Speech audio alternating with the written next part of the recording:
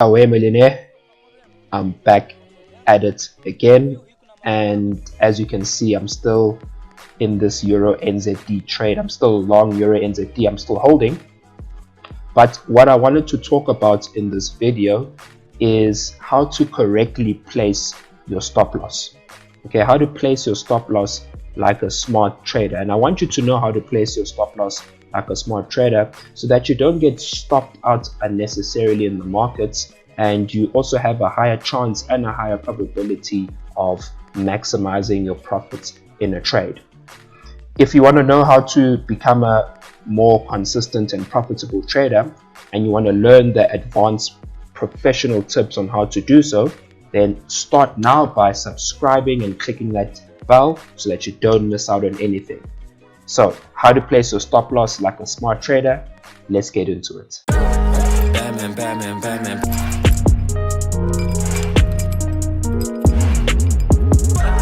Batman, Batman, Batman. Now, before I actually get into placing the stop loss, first thing is first, the most important thing is to identify the key levels, okay, the very important levels. And in this video, I'm going to identify the demand zone, okay, the demand zone. And as I've explained before in previous videos,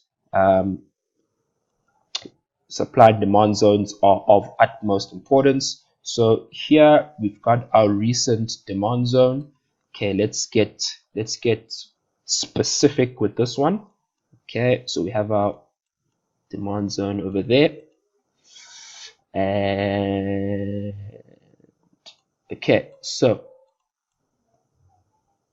there we go. So here we are, we've got our demand zone nice and set up. I'm not going to draw the supply zone and all the other zones and all the other key levels because I did that in the previous video that I explained how I got into this trade. So if you want to see those other zones, or you want to understand the reasoning why I'm long on Euro NZD, then just click on the eye on the top right hand side of the screen and watch that video. But I'm going to focus specifically on this demand zone. So here we have a demand zone, perfect setup. And now, as you can see, price shot up, spiked all the way up there, and created this new swing low. Now, the amateur move would be to, obviously, once you saw price move up, you see now that you're comfortably in profit. The amateur move would have been to put your stop loss on this recent, on that swing low over there. Okay, and I call that the amateur move because that's exactly what 90% of traders do. They put their stop loss, they would likely have put their stop loss in that area. And as you can see, if that was you, you would have put your stop loss there, and then boom, you would have been stopped out. And then all of a sudden, price is now moving back up in your direction. And that's probably like the most annoying thing as a beginner trader, is moving your stop loss and then getting stopped out only for the trade to move in your direction. So now what I want to talk about now is where to be putting your stop loss. So again, price shot up, okay, went up nicely in the direction, came back, created a new low. Now as a smart trader, you don't want to be putting your stop losses in those high target areas. What you want is, you want to put your stop loss, or keep your stop loss, outside supply and demand areas, or supply and demand zones. You want to keep your stop loss out of these zones, okay, away from these areas, because supply and demand zones are areas that are highly likely going to be tested, okay, by the market. As you can see, okay, price shot out of that demand zone and came back to test it, only to go back up. So what you want to do as a smart trader is you want to keep your stop loss outside of supply and demand zones. Okay, very, very simple. Keep it out of supply and demand zones, because you know, okay, you know supply and demand areas are areas that are highly going to be tested, okay, by the market, and you want to keep your stop loss outside of there so that you don't get unnecessarily stopped out. Now, here's the key thing. The key thing with trading is that you basically want to minimize your risk. You want to minimize your risk, and you want to get your stop loss to break even, and you want to be risk-free as soon as possible. Okay, you want to be risk-free, break even as soon as possible. And once you are risk-free, okay, once you are risk-free, once your trade is at break even, then what you want to do is you want to give your trade enough room to move. Okay, you want to give it enough room to move in your direction so that you can capitalize on a higher reward to risk ratio.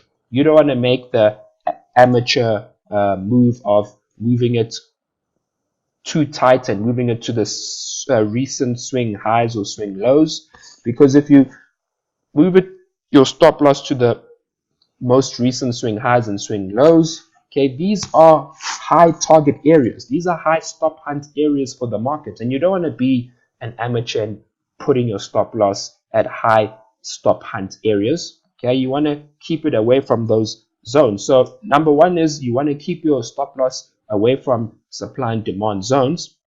And again, once you're in profit, once you're risk-free on the trade, and you want to capitalize and maximize your profits on the trade, then don't put your stop loss on your recent swing high and swing low. What I like to do is, once the trade is in profit, once it's running, and once you are risk-free, then first you want to keep it away from your supply and demand zones. But once it's away from those supply and demand zones, or if there is no significant supply and demand zones, you don't want to keep it on the recent swing high, swing low.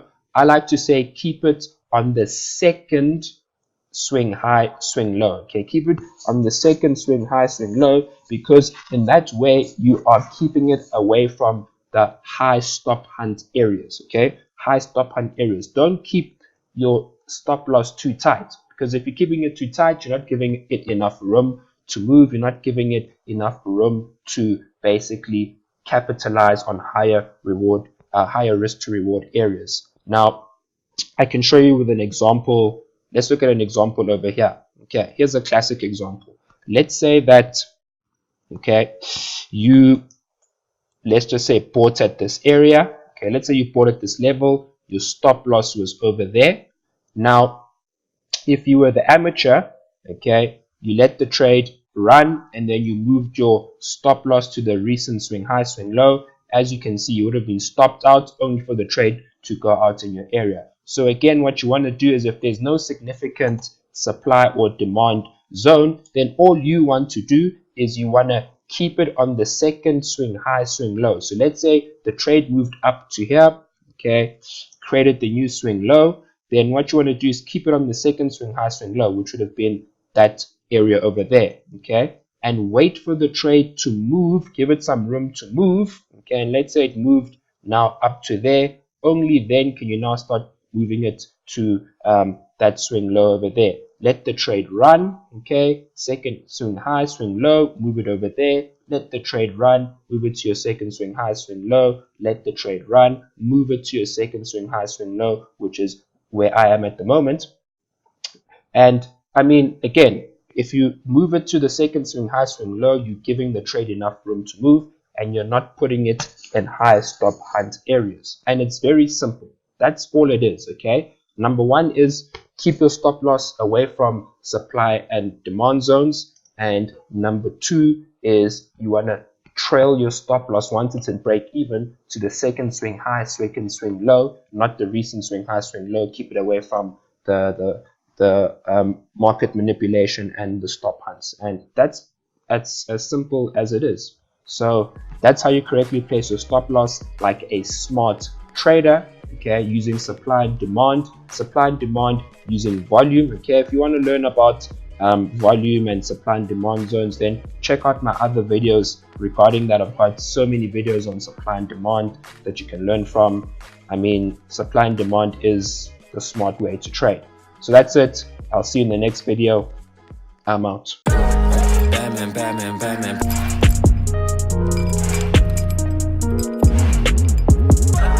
Batman, Batman, Batman.